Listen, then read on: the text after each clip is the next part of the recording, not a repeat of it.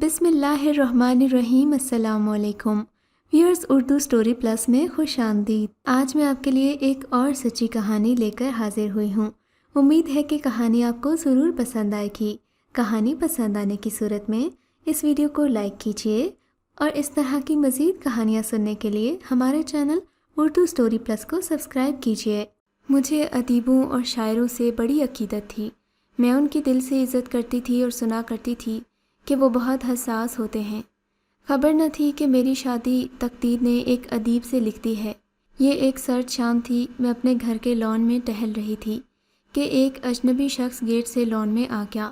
اس کی نظر مجھ پر پڑی تو گھورنے لگا۔ مجھے اس کا یوں گھورنا برا لگا۔ میں فوراً گھر کے اندر چلی گئی۔ بعد میں پتہ چلا نئے پڑوسی آئے ہیں اور ان کے والد میرے بابا کے درینہ دوست ہیں۔ تب ہی بے دھڑک آ گئے تھے۔ ان کا نام فاروق تھا۔ والد صاحب نے سب سے تعارف کروایا، مگر میں لمحہ بھر بھی سامنے نہ آئی، نہ ہی ٹھہری۔ جلدی سے کمرے میں لوٹ آئی۔ اب جب بھی یہ حضرت آتے، مجھے گھور کر دیکھتے، مجھے سخت الجھن ہوتی۔ ایک روز میں نے چڑھ کر ان کو چٹ پر لکھ بھیجا کہ محترم، کسی لڑکی کو گھورنا تہذیب کے منافی ہے، آئندہ خیال رہے۔ میں نے یہ پرزہ ایک ملازمہ لڑکی کے ہاتھ ان کو بھجوا دیا۔ خیال تھا کہ حضرت ادیب ہیں، ضرور اپنی غلطی پر شرمندہ ہوں گے اور آئندہ یہ انداز دید ترک کر دیں گے، مگر یہ میری غلط فہمی تھی۔ اب یہ مجھے اور زیادہ آنکھیں پھاڑ کر دیکھنے لگے، یہاں تک کہ میں ان کے اس انداز جان لیوا کی عادی ہو گئی۔ اب عالم یہ تھا کہ اگر کبھی میرے روئے روشن کو نہ گھورتے تو میں گھبرا کر آئینہ دیکھتی کہ آج کیا برا ہو گیا، کہیں میرے چہرے کے نقوش غائب تو نہیں ہو گئے، یا پھر ایسا نہ ہو میرے سینگ نکل آئے ہوں۔ جانے کیا ہوا کہ اب ان کے آنے پر ایک مدھم مسکراہٹ میرے ہونٹوں پر پھیل جاتی، جیسے ان کی گھورتی آنکھوں کے ساتھ ایک دلی تعلق جڑ گیا ہو۔ ایک روز ملازمہ نے ایک پرچہ لا کر دیا، لکھا تھا کل مزید پڑھنے کے لیے راولپنڈی جا رہا ہوں، آئندہ تمہیں کوئی گھورنے والا نہیں رہے گا، سکون کی نیند سونا، میں 2 سال سے پہلے نہیں آؤں گا۔ پرچے پر لکھے لفظ کیا تھے، برقی کمکمے تھے جو دل میں روشن ہو گئے، مگر تحریر دکھی کر دینے والی تھی۔ میری پلکیں بھیگ گئیں، بار بار اس تحریر کو پڑھ رہی تھی۔ لگتا تھا کہ وقت مصیبت کی بھاری گھڑی کی مانند تھم گیا ہے۔ آخر کار 2 سال بیت گئے۔ وہ حسین اور یادگار دن آ گیا جب فاروق کے والدین ابو سے میرا رشتہ طلب کرنے آئے۔ وہ مقابلے کا امتحان پاس کر کے آئے تھے۔ بھلا ایسے ہونہار نوجوان کے لیے رشتوں کی کیا کمی تھی، مگر انہوں نے مجھے دیکھا تو ارادہ کر لیا کہ اسی کو اپنی دلہن بناؤں گا۔ صحیح سنا تھا کہ ضد کے پکے ہیں۔ ہماری شادی ہو گئی۔ وہ مجھ سے بہت محبت کرتے تھے۔ ان کی جدائی کی ایک گھڑی قیامت لگتی تھی۔ شادی کے بعد ان کا تبادلہ بڑے شہر میں ہو گیا اور ہم ایک حویلی نما گھر میں رہنے لگے۔ ان کی مصروفیات بڑھ گئیں تو مجھے یہ بڑا سا گھر کھانے کو دوڑنے لگا۔ صبح کے گئے وہ شام کو واپس لوٹتے تھے۔ چند گھڑیاں آرام کر کے مطالعہ گاہ میں چلے جاتے اور صوفے پر نیم تراس ہو کر کتاب پڑھنے لگتے۔ کبھی قلم اور کاغذ لے کر بیٹھ جاتے۔ مجھے بہت کم وقت دے پاتے تھے۔ میرا معمول تھا کہ کھانا ساتھ کھاتے تھے۔ اگر یہ نہ کھاتے تو میں ان کا انتظار کرتی کہ فاروق آئیں گے تبھی کھاؤں گی۔ مجھے یہ خبر نہیں تھی کہ ادیبوں کو بیویوں سے نہیں، قلم کاغذ اور کتابوں سے عشق ہوتا ہے۔ یہ ساری دنیا سے الگ تھلگ بس اپنی دنیا میں گم رہتے ہیں، تبھی تو ادب تخلیق ہو پاتا ہے۔ یہ راز تو یہاں آ کر کھلا۔ کیسے بتاؤں کہ کبھی کبھی لگتا تھا کہ کتابیں ہی ان کے لیے سب کچھ ہیں۔ اب میں خود کو اس گھر میں ایک فالتو ہستی سمجھنے لگی۔ کتابیں ان کی رفیق اور میری سوکن بن گئیں۔ ایک روز ہماری ساس ملنے آئیں۔ سفر کی تھکان سے ان کی طبیعت ناساز ہو گئی۔ فاروق کافی دیر تک ماں کے قدموں میں بیٹھے رہے۔ میں نے بھی کافی تیمارداری کی اور اب مجھے بھوک ستانے لگی، مگر یہ اٹھنے کا نام نہ لیتے تھے۔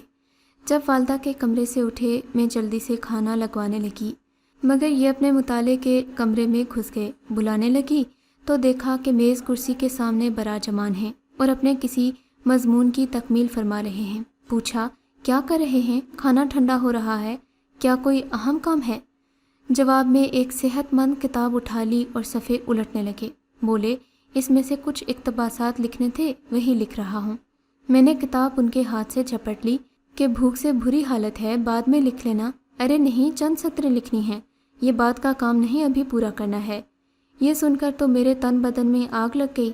کتاب میں نے شیلف کی طرف اچھالی، مگر وہ شیلف میں جانے کی بجائے ٹکرا کر فرش پر گر گئی۔ ان کو یہ حرکت بہت ناگوار گزری۔ بولے اٹھاؤ اور ٹھیک جگہ پر رکھو۔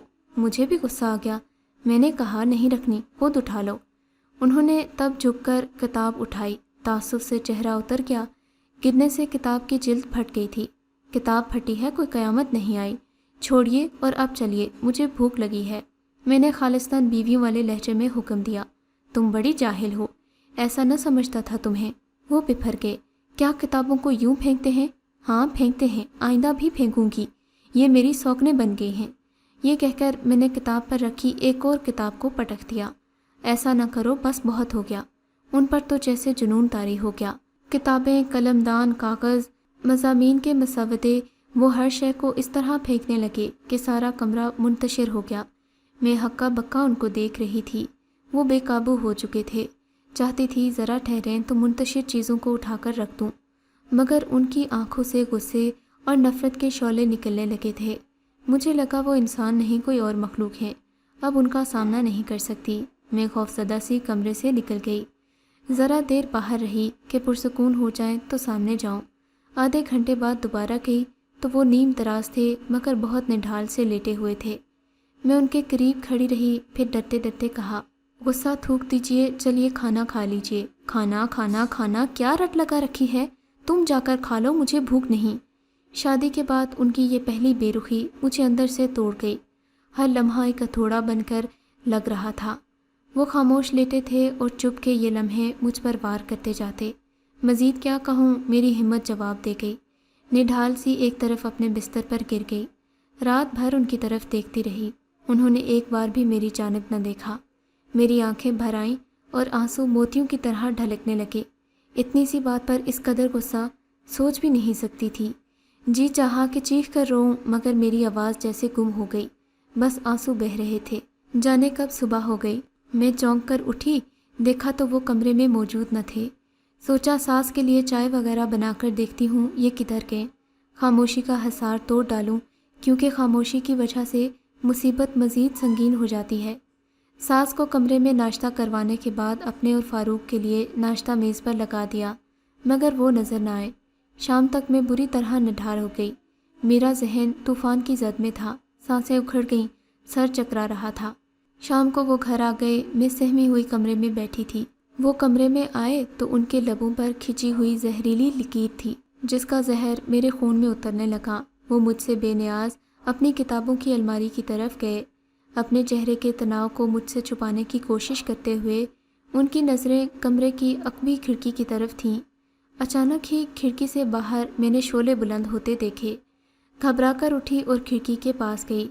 ادھر کتابوں کا ڈھیر آگ کے شعلوں میں جل کر بھسم ہو رہا تھا۔ مطالعے کے کمرے کی طرف دوڑی، وہاں الماریاں کتابوں سے خالی تھیں۔ میز یا شیلف پر ایک پرزہ تک انہوں نے نہیں چھوڑا۔ مجھے لگا جیسے میری لاش چل رہی ہے۔ حلق سے چیخ نکلی، مگر وہیں پر اٹک گئی۔ میں لڑکھڑا کر گر گئی۔ میرے گرنے کی آواز سن کر ملازمہ دوڑی آئی اور پھر فاروق کو خبر کی۔ اگلے دن جب آنکھ کھلی تو میں ہسپتال میں تھی۔ ندامت سے بولے، مجھے معاف کر دو، شرمندہ ہوں، نہ جانے مجھے کیا ہو گیا تھا۔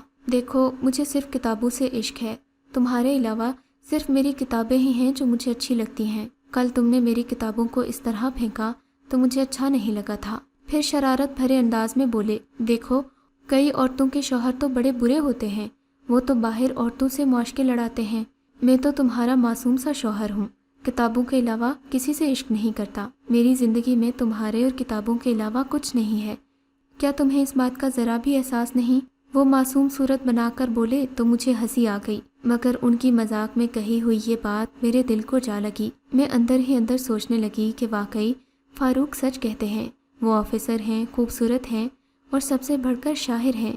ایسے مرد پر تو کوئی بھی لڑکی اپنی جان دے دے۔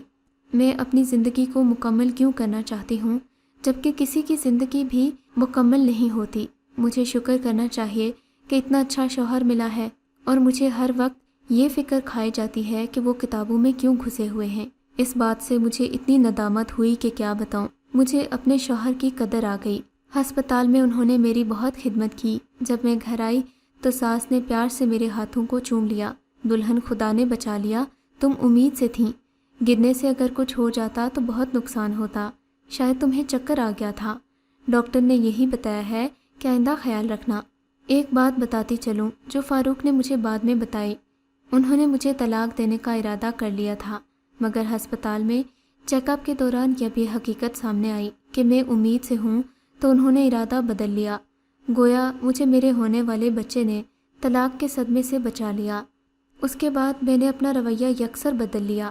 اب مجھے بھی مطالعے سے شغف ہو گیا تھا۔ وہ آتے تو میں بھی ان کے ساتھ مطالعے والے کمرے میں آ جاتی اور ان کی پسندیدہ سبھی کتابیں پڑھ ڈالیں۔ میری اس بات پر وہ اس قدر خوش تھے کہ کیا بتاؤں۔ گھنٹوں مجھ سے ادب پر گفتگو کرتے اور مجھے وہ ساری شاعری دکھائی جو انہوں نے میرے بارے میں لکھی تھی۔ کہتے تھے پہلے تمہیں اس لیے نہیں بتایا کہ تمہیں شاعری سے کوئی دلچسپی نہیں تھی، مگر اب تو تم میری ہم خیال بن چکی ہو۔ یوں میں بھی ان کو اکثر اپنی پسندیدہ شاعری سناتی تو وہ بہت خوش ہوتے۔ جب سال بعد میں ایک بیٹے کی ماں بنی تو وہ بھی اپنے باپ کی طرح بہت ذہین تھا، اور شاید اس دوران اتنی ساری کتابیں پڑھنے سے میرے بچے کا ذہن بھی بہت زرخیز ہو گیا تھا۔ میرے سبھی بچے بہت ہونہار ہیں، اپنی کلاس میں ہمیشہ اول آتے ہیں، اور میرے شوہر مجھ سے بہت خوش ہیں۔ کہتے ہیں کہ میں نے تمہیں پسند کر کے بہت اچھا فیصلہ کیا۔ مجھے یقین ہو گیا تھا کہ مرد اپنے وسیع اختیارات استعمال کر کے کسی بھی وقت بدل سکتا ہے۔ عورت کو مرد کی محبت کا اعتبار ضرور کرنا چاہیے، کیونکہ اگر یہ محبت کھو جائے تو عورت کے دامن میں کچھ نہیں بچتا سوائے مایوسیوں اور حسرتوں کے۔ اگر آپ کو یہ کہانی اچھی لگی ہے تو ہماری ویڈیو کو لائک کیجیے، اور اس طرح کی مزید کہانیاں سننے کے لیے ہمارے چینل کو ضرور سبسکرائب کریں۔